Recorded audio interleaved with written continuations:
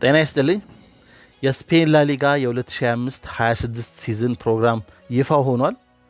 ያለፈው የላሊጋው ሻምፒዮን ባርሴሎና የመጀመሪያዎቹን 3 የላሊጋ ጨዋታዎች ከሜዳ ውጪ ነው የሚያደርገው። ይህም የካምፕኑ በሪኖቬሽን ላይ በመሆኑ ምክንያት ነው እነዚህ 3 ጨዋታዎችን ከሜዳ ውጪ የሚያደርገው። እነዚህም ጨዋታዎች የመጀመሪያው ከማዮርካ ጋር የሚያደርገው ነው። ሁለተኛው ከሌቫንቴ ጋር፣ ሶስተኛው ደግሞ ከራዮ ቫዮካኖ ጋር የሚያደርገው ጨዋታ ይሆናል ማለት ነው።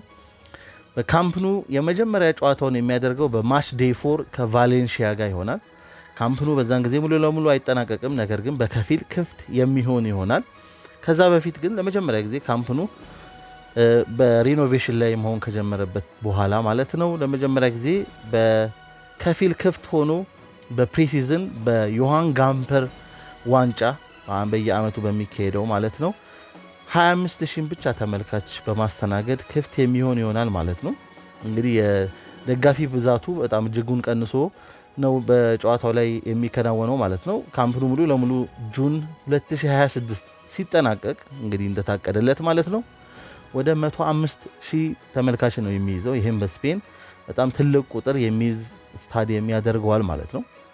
እንግዲህ የዮሃን ጋምፐር ትሮፊ ዮሃን ጋምፐር ያው የባርሴሎና ፋውንደር ስዊዘርላንዳዊ እንደሆነ ይታወቃል። በኋላ ላይም የባርሴሎና ፕሬዚደንት ሆኖ አገልግሏል ማለት ነው። ከ1966 ጀምሮ ይሄ በየአመቱ የዮሃን ጋምፐር ትሮፊ ሲካሄድ እንደቆየ የሚታወቅ ነው።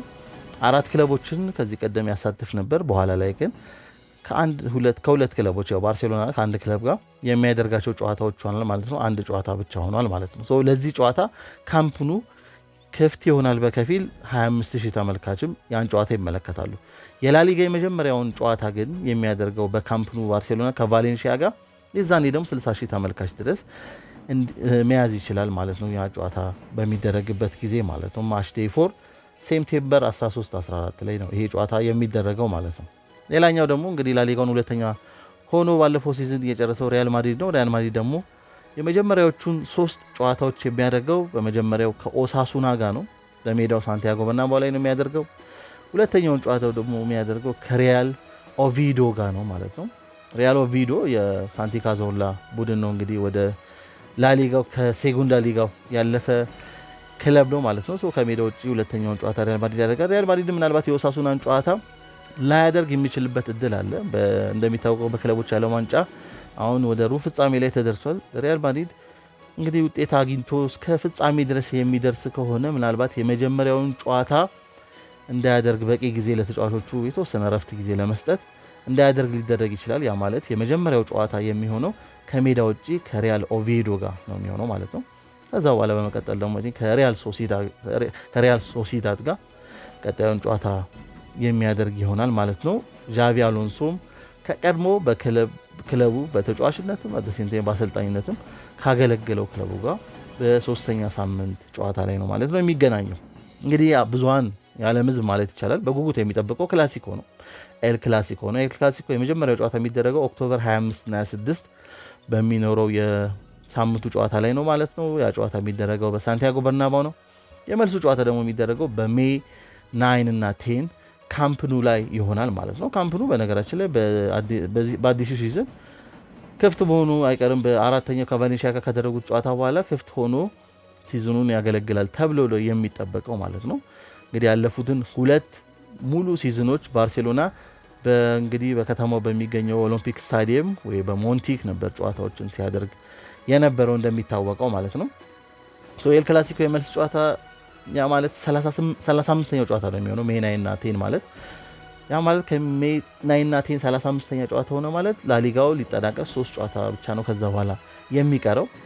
ምናልባት ለዋንጫ ፉክክሩ ውስጥ ከዛ ድረስ የሚቀጥል ከሆነ አንገት ለአንገት ተናንቀው ባርሴሎናና ሪያል ማድሪድ የመጨረሻዎቹ 3 ጨዋታ የሚሆኑት ለባርሴሎና ከአላቬስ ጋር ከሜዳ ውጭ፣ ከሪያል ቤቲስ ጋር በሜዳው፣ ከቫሌንሺያ ጋር ደግሞ ከሜዳ ውጭ ይሆናል ማለት ነው።